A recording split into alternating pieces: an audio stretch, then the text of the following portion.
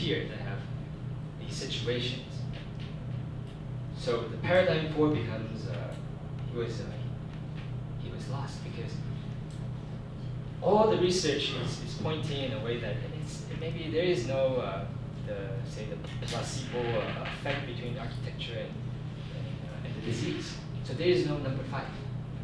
Then what do you do? Right? So at some point, people have to readjust, right, this hypothesis because your research is telling you to do something else. Right? So he had to change that because if he had done a project like the other student, he wouldn't be happy because that's not what at least his research tells him. Okay, let's see. Last one. So, thesis project, master project. I just have to be very honest. I think not everybody will have a thesis project like the way I described it, but it's expected that everybody should have a master project, which is at some point it needs to be disciplinary, right? And you are really required to have a project with a degree of resolution. Okay? If the intervention is small, the scale of what you do, what you represent, need to be big. But of course, when you're doing something that's more on the urban level, scale matters. So it really depends that you want to discuss with your tutors about it. But I think for me, addressing both, or say your project, right, falling along the spectrum is the expected. But I think to have a real thesis project is very difficult.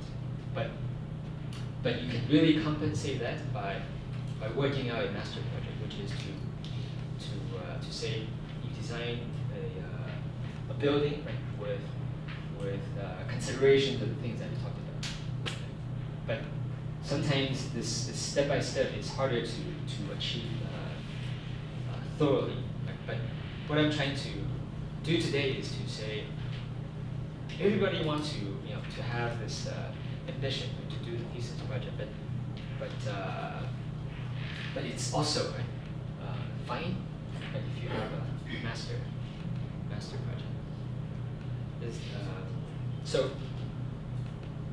let's see. Any comments or things you want to say? No? Okay, so this stuff, right, you can read yourself. It's very clear about the expectations. It's a guideline, right? But the guideline means that conventions are needed, right, to communicate. So don't substitute necessary maps, plans with posters or diagrams. Right? So leave the presentation, right, be clear about what you're synthesizing. In other words, what is the project? Don't leave people not knowing where you're going. You are proposing an architectural project, architectural direction. So make sure in your 10 minutes presentation that you talk about that. Don't just talk about what you have done, and suggest where exactly you will go, because you still have a semester. Right? Okay, so you saw this before. Right? Concept of the dog doesn't bark. It's the same as this sports person. If you just think, not gonna go too far. You gotta jump in and test whatever that's in your head. Okay, I think that's all I have. Some of the other slides are from before.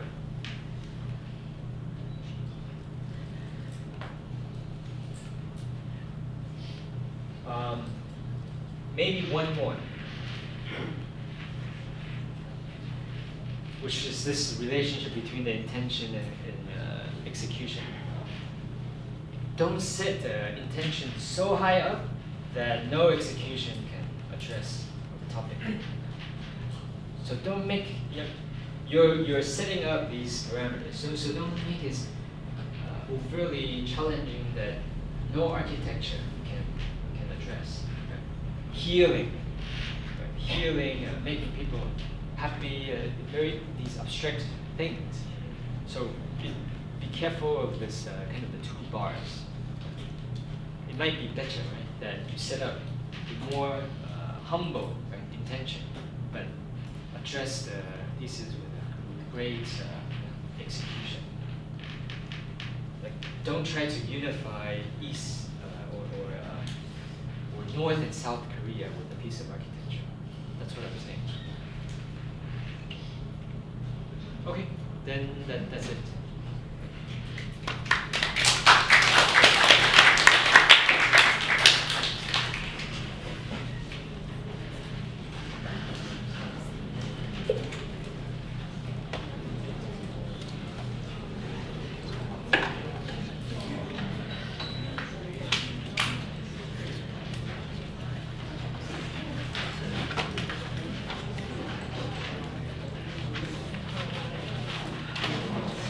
I hope I didn't confuse you. This is meant to be clarified.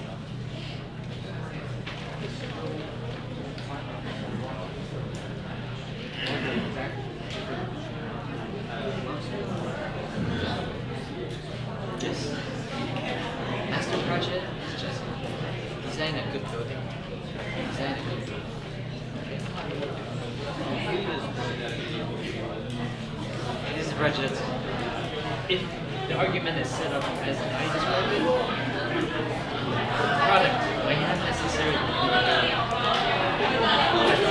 it's sometimes very difficult. That's why some schools don't have these things. So